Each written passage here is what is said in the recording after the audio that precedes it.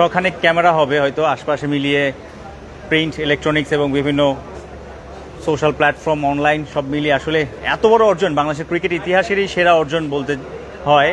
কারণ বাংলাদেশ অ্যাওয়েতে সাধারণত টেস্ট জেতে না, খুব রেয়ার। নিউজিল্যান্ডের মাটিতে 2022 জানুয়ারিতে নিউজিল্যান্ডকে ওদের মাটিতে মাউন্ট মঙ্গানুইতে টেস্ট জিতেছিল, সেটা বাংলাদেশের ক্রিকেট ইতিহাসের অন্যতম সেরা সাফল্য হিসেবে এতদিন ধরা হয়েছিল ন্যাশনাল টিমের।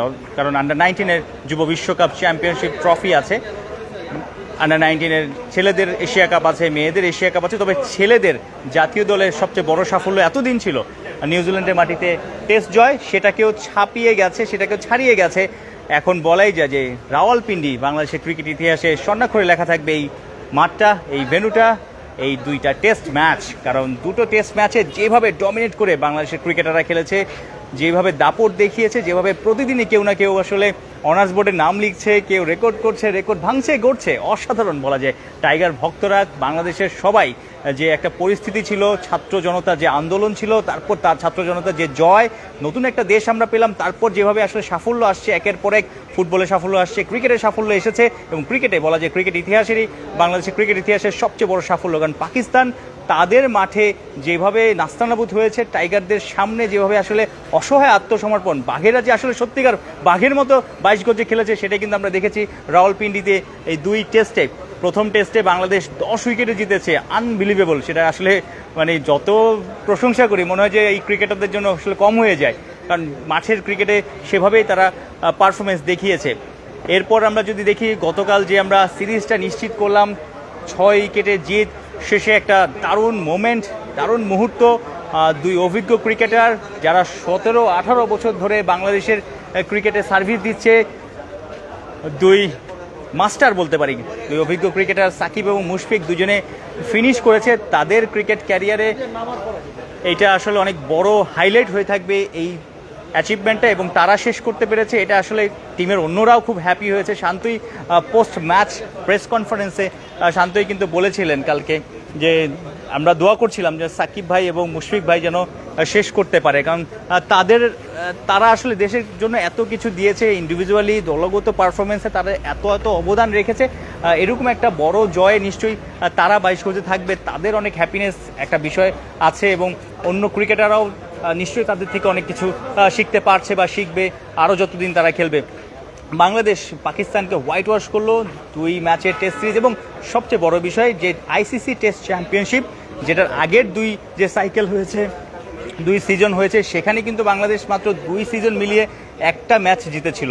অর্থাৎ সেই যে মাউন্ট মঙ্গানুইতে নিউজিল্যান্ড বিপক্ষে 2022-এ জিতেছিল, 2019-21-এর যেই সাইকেলটা ছিল সেখানে কিন্তু বাংলাদেশ মাত্র একটা টেস্ট ড্র করেছিল। অর্থাৎ 2 সাইকেলে বাংলাদেশ একটা ড্র, একটা জয়। সেই জায়গাটাতে এই সাইকেলে অলরেডি বাংলাদেশ কিন্তু 6 ম্যাচ খেলে 3টা জয় তুলে নিয়েছে, একটা ঘরের মাঠে নিউজিল্যান্ডের বিপক্ষে গত বছর সিলেটে, এবং এবার তো পাকিস্তানের বিপক্ষে অ্যাওয়েতে। এবং বাংলাদেশ কিন্তু যে চার্টটা আছে, যে টেবিলটা আছে, সেই টেবিলে অলরেডি 4 নম্বর দল হিসেবেই আছে, জল করছে বাংলাদেশের নামটা আইসিসি টেস্ট চ্যাম্পিয়নশিপের পয়েন্ট টেবিলে, যেখানে বাংলাদেশ কিন্তু অনেক রাঘব বলদের উপরে আছে। বাংলাদেশের উপরে আছে ইন্ডিয়া, অস্ট্রেলিয়া এবং নিউজিল্যান্ড অস্ট্রেলিয়াকে বাংলাদেশ টপকে যাবে, ইন্ডিয়াকে আসলে হারিয়ে সেই স্বপ্ন আমরা দেখছি, সেই বিশ্বাসটুকু আসলে এই ক্রিকেটারদের জন্য আমরা দেখাতে পারি, কারণ এই ক্রিকেটাররা সেই পারফরমেন্সটা দেখিয়েছে পাকিস্তানের মাটিতে। দিন 15 পর, অর্থাৎ সেপ্টেম্বরের 19 তারিখ বাংলাদেশ ভারতের বিপক্ষে টেস্ট খেলবে চেন্নাইতে। মাত্র 14-15 দিন বাকি। এই 14-15 দিনের মধ্যেই আসলে এই ক্রিকেটাররাও এত বড় সাকসেস, এইরকম পারফরমেন্সের পর সবার কনফিডেন্স অনেক হাই থাকবে।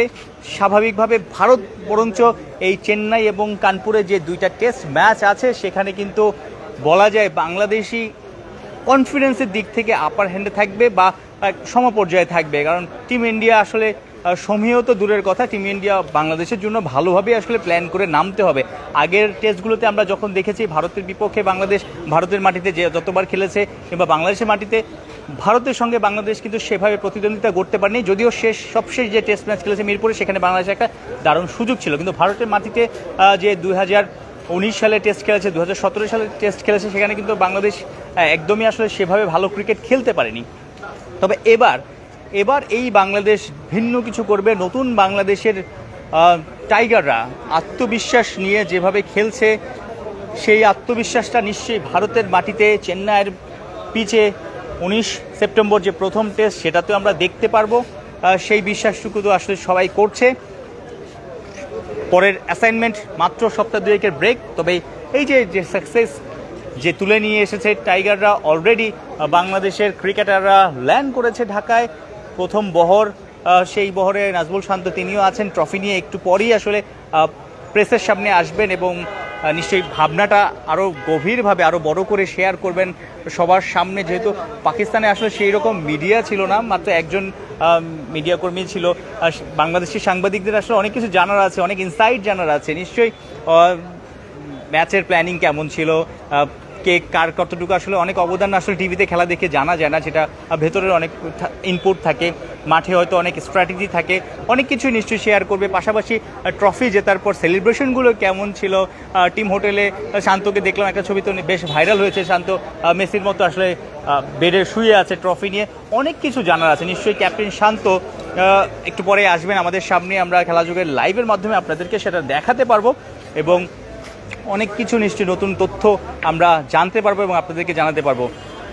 আপনারা দেখছেন বাংলাদেশ ক্রিকেট দল দেশে ফিরেছে, কিছুক্ষণ আগেই ল্যান্ড করেছে এবং বিমানবন্দরে সাংবাদিকদের উপচে পড়া ভিড়। স্বাভাবিকভাবে তারা এই ক্রিকেটাররা কিন্তু সেটা ডিজার্ভ করে, কারণ যেইভাবে আসলে পারফরমেন্স দেখিয়েছে, যেইভাবে আলো কেড়েছে, ডমিনেট করেছে টেস্ট ক্রিকেটে। আসলে আমরা ওডিআইতে ভালো খেলেছি, দেশে বিদেশে টি-20তে মাঝে মধ্যে ভালো খেলেছি, ইংল্যান্ডকে টি-20তে ইংল্যান্ডকে ঘরের মাঠে হোয়াইট ওয়াশ করেছি, কিন্তু পাকিস্তানের বিপক্ষে পাকিস্তানের মাটিতে পরপর 2 টেস্টে 9 দিন, যদি একদিন দুদিন বৃষ্টিতে ভেসে গেছে, সে 8-9 দিন ডমিনেট করা 26 রানে 6 যাওয়ার পর এই দলটা যেভাবে ঘুরে দাঁড়িয়েছে, নাহিদ রানা, হাসান মাহমুদরা যেভাবে বোলিং করেছে, মিরাজ যেভাবে বোলিং করেছে, ব্যাটিং করেছে, লিটন কুমার দাসের সেঞ্চুরি, মুশফিকের 200 কাছাকাছি একটা ইনিংস, 191, সব কিছু মিলিয়ে অনেকগুলো ইন্ডিভিজুয়াল পারফরমেন্স আছে, যেটা আসলে সিগনিফিক্যান্ট বলা যায়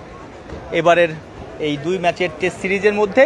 দলগতভাবেও আসলে বাংলাদেশ একদম যার যার যে কাজ, যার যার যে রোল, সেটা কিন্তু সবাই ঠিক পালন করতে পেরেছে। ক্যাপ্টেন কোচের প্ল্যান অনুযায়ী সবাই খেলতে পেরেছে, পুরো গোটা দল, সব ক্রিকেটাররা দল হিসেবে খেলতে পেরেছে। সেটার একটা রেজাল্ট কিন্তু আমরা দেখলাম এই পাকিস্তানের মাটিতে 2 ম্যাচের টেস্ট সিরিজে। নাজমুল শান্তরা অসাধারণ বলা যায়, অনবদ্য। নাজমুল শান্ত ক্যাপ্টেন হিসেবে দারুণ করছেন বলা যায়, কারণ তার নেতৃত্বে আমরা গত 6 টেস্টে 3টা জিতলাম। নিউজিল্যান্ডের বিপক্ষে হোমে একটা জয় আর একটা হার, আমরা এবার 2টা টেস্ট জিতলাম। যদিও এবছর ঘরের মাঠে শ্রীলঙ্কার বিপক্ষে সময়টা ভালো জানি, তবে দুর্দান্ত ক্যাপ্টেন্সি করেছেন বলা যায় নাজমুল শান্ত।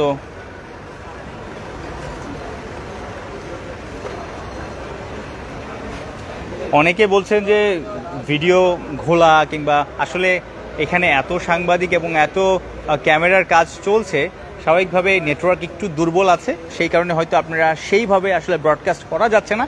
তবে যতটুকু করা যাচ্ছে আপনাদেরকে তথ্য জানিয়ে রাখি, বাংলাদেশ পাকিস্তানের বিপক্ষে 2 টেস্ট জিতে 2 ম্যাচের টেস্ট সিরিজে পাকিস্তানকে হোয়াইট ওয়াশ করে কিছুক্ষণ আগেই ঢাকা এয়ারপোর্টে ল্যান্ড করেছে। রাওয়ালপিন্ডি অর্থাৎ ইসলামাবাদ থেকে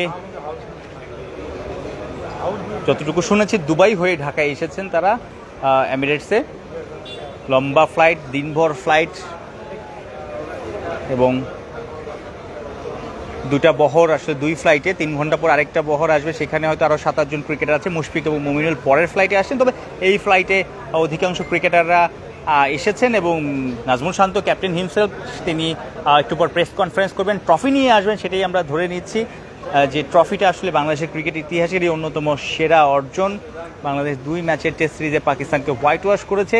তার চেয়ে বড় কথা, বাংলাদেশ 26 রানে 6 যাওয়ার পর যেভাবে ঘুরে দাঁড়িয়েছে, যেভাবে টেস্টটাকে নিজেদের মতো করে আসলে নিয়ে গুছিয়ে খেলাটা, এবং সেশন বাই সেশন। টেস্টের একটা কথা হলো যে আপনি একদিন ভালো করবেন, কিন্তু আরও 2 দিন খারাপ খেলার সুযোগ থাকে, অনেক সময় খেলে ফেলে অনেকে, কিন্তু সেশন বাই সেশন, প্রতি সেশনে আসলে প্ল্যান করে খেলা, সেশন বাই সেশনে আসলে জয় করে টেস্ট জয়ের পথে যাওয়া, সেই বিষয়গুলো আসলে টাইগারদের প্ল্যানিংয়ে এবং সেটা 22 গজ এক্সিকিউশনে দেখা গেছে।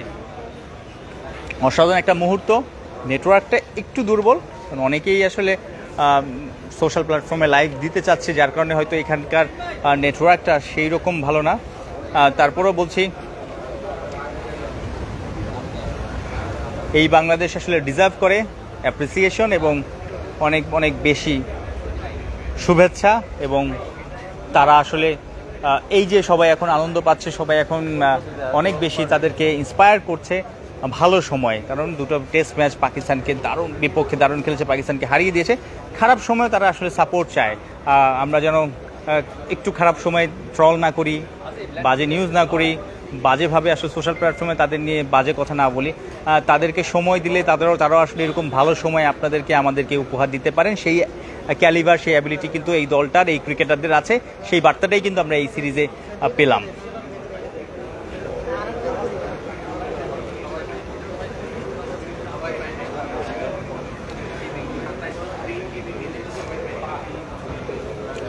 কিছুক্ষণ পরেই যতটুকু শুনেছি ওই দিন হাফ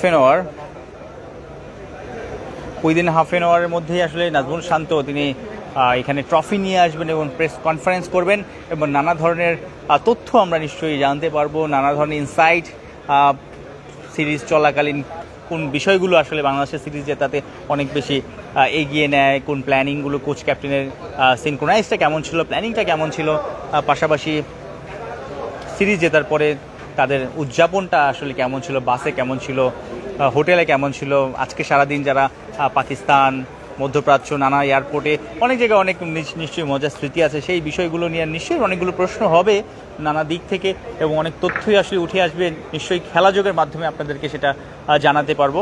আশা করি সবাই একটু আজকে আর্লি ঘুমাতে না গিয়ে একটু ওয়েট করলে হয়তো রাতের 12টা-1টার মধ্যে অনেক অনেক মজার তথ্য জানতে পারবেন, টাইগারদের সেলিব্রেশনের গল্প জানতে পারবেন, শুনতে পারবেন এবং ক্রিকেটাররা কতটা উৎফুল্ল ট্রফি নিয়ে, অন্যান্য ক্রিকেটারদের বডি ল্যাঙ্গুয়েজ নিশ্চয়ই খেলাযোগের মাধ্যমে আপনাদেরকে জানাতে পারবো।